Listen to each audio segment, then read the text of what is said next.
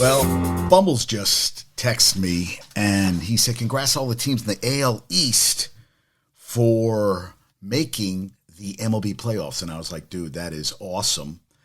And, we're still waiting to hear on a couple teams. Right now, we're waiting to hear from, right now, Texas is being Seattle. Seattle loses, they're out. And then Texas and Houston are still trying to decide, see who gets in there. The Marlins got in. Congrats to them. I mean, they had to win 80 games in 2010. They got the win today. And, hey, you love seeing stuff like that. I mean, you love it. You love seeing teams coming, conquering, and kicking some ass. We are out in Jersey. Michigan is with me today. She's in the room. She said, you know what? Go do your podcast. I want to watch the boxing. And I said, okay, but let me do a podcast because I have so much on my mind. The picture I have up today, UCF was up on Baylor. Baylor came back from a program record 28-point deficit and beat UCF. But there was a 4th and 5 play by UCF. And the quarterback, hey, he's here. Yeah, super late. Yeah. He said super late. I like it. I don't like doing it this late because I feel like I didn't get any sleep. But the play I have up is Timmy McClain, 4th and 5. They ran him all the way back. They almost had him at the goal line. I think it was the 25-yard line. And got the play off, got the first down, and they didn't have any timeouts. And they missed a 59-yard field goal at the buzzer, at the gun. And they ended up losing 36-35. But Baylor is now 2-3, and UCF is 3-2. That one's going to hurt Gus Malzahn. But Timmy McClain, if you haven't seen that play, you need to watch it because it was phenomenal. Today, I did watch pretty much all of the And my buddy Bill just texted me. So Stockton tied today. Kane 0-0 back down at Stockton in a conference game after losing to number 4 Montclair State the other day. And not any offense, which didn't have any last game, but they got a 0-0 tie. And Thomas Hanks got 2 shots on goal today, I saw. So I saw that. I saw SUNY Morrisville was tied 7-7 against Hobart and ended up losing 52-15.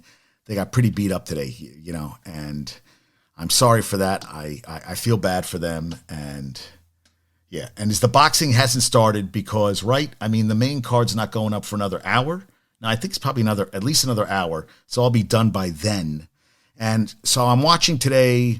Shedeur, Sanders did not start off well. They were down, 27? What was it?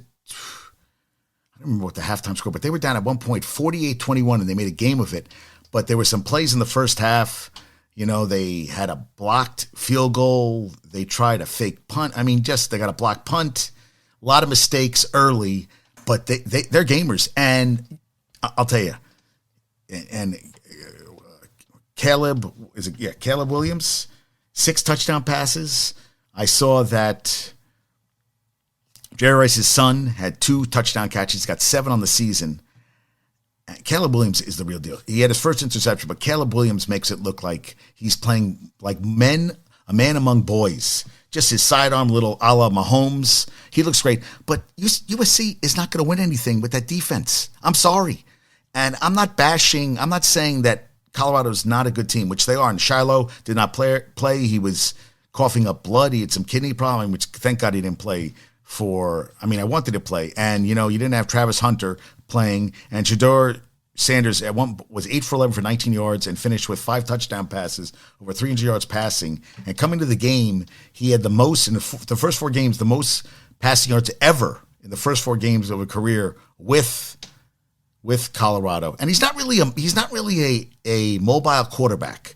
No, he's not Shedeur, but what an arm. He had some great play, and they just never stopped. And I think that's something they build on. Wait till they get some recruits, Dion, get some recruits there because fans were into it. Hey, they lost the game, but they gained a lot of fans, not quitting, not giving up, busting their asses. All pluses in that game. And USC is 5-0, back-to-back seasons since 2005, 2006. Defense is not good. Look at today. Ole Miss was up 21-7 on LSU, and they won 55-49, and it came down to the last play of the game. I was watching that. I just saw that Duke scored. It's 13-7. They're down against Notre Dame, and Duke football fans don't know what to do about that. And Ben Carroll was at the game. I had a couple of ex-Dookie basketball players, and Riley Leonard is a hell of a quarterback. I'm watching him play. There's something about him. Maybe can run with the ball, pass the ball. There's some really good quarterbacks. They're talking about the Pac-12. I was from Bo Nix today. What they beat? They were down. I think they were down 3-0 to Stanford. Where they went 42-6. I watched Utah last night, which hadn't been held scoreless in 202 games, and they got beat up by Oregon State yesterday, 21-7. Oregon State looked really good last night. That was a big win. I watched some of that. I watched some of BYU's game. And did you see yesterday? I forget who posted it, but Louisiana Tech was playing UTEP, and I had it on in the background, and then someone posted, Bulldogs linebacker Brevin Randall stomped in the neck of Miners offensive lineman Stephen Hubbard after a play. I mean, he literally stepped on his head with his cleat. Jake McNamara ran for 11 yards before fumbling. In the scrum afterwards, Louisiana Tech's Willie Roberts recovered the ball as that Randall shoves Hubbard after the play is already over, then gets up and stomps on his neck. And I was like, it was clearly intentional. The refs didn't see it. And it ends up he's the senior, redshirt senior, was Louisiana Tech's second leading tackler into the game. And the Bulldogs won 24-10. He finished with 6 tackles, 3 tackles for loss, and a sack. And he's been suspended indefinitely. The AD, Eric Wood, said, Coach Cumby and I met with Brevin Randall today and informed him that he has been suspended indefinitely as a result of the incident during last night's game versus UTEP. He acknowledges that action was wrong and understands the consequences of that action. No ways, they said, our university, athletic department, and football program believe in culture, class, and competitive excellence, and in no way was that displayed in that moment. Yeah, I mean, dude, you can get pissed off and everything, but you can't do that shit. I mean, stepping on his head, I was like, dude. And, of course, refs don't see shit, because refs are fucking blind. I mean, but that was an ugly, ugly play. I was going to post that. I said, was that the picture I should use today? But I saw that play afterwards, and I go, is the guy okay? Now, he stepped on his helmet, which thank God he did, but, what if he would have stepped on his neck, a carotid artery or something like that? You never know. I mean, you're that pissed off on a play, you stomp on a guy's head. No way, man. Not cool at all, man. This is a guy who was a good player. Doesn't need to be doing dirty shit like that. We don't need that shit in football. We don't need that shit in any sport. No. Uncalled for. Unacceptable. Yeah, hell yeah. I saw that and I was like, damn, that is not good. Cubs are out of the playoffs. Wow. Talk about sucking.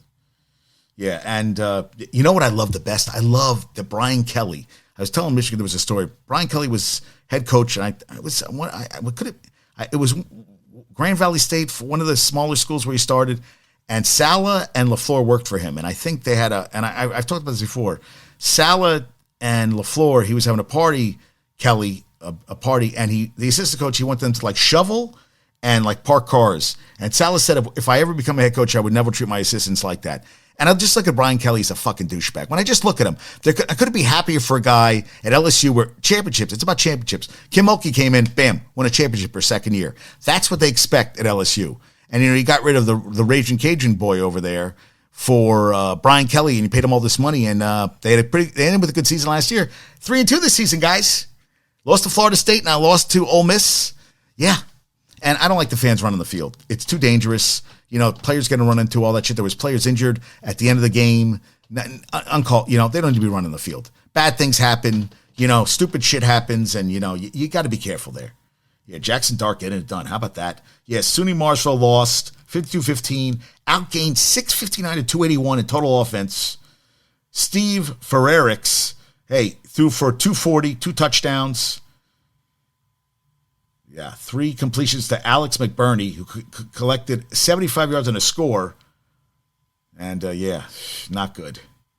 That's tough. So they lost that game, and they're going to play the Ville and tough guys. They are tough guys, Coach Raby, but it's been a tough season.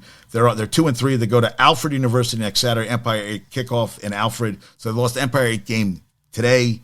But, hey, the Ville, come on, get back to it. And, and now let's get to Carlos Rodon. Get rid of the point stash, dude. It's time. Yankees are actually losing. They were tied 2-2 tonight. I was trying to check to see how they're doing. It was 2-2 against the Royals. I kind of want them to finish with up there 5-2. God damn it. They won today. So they have clinched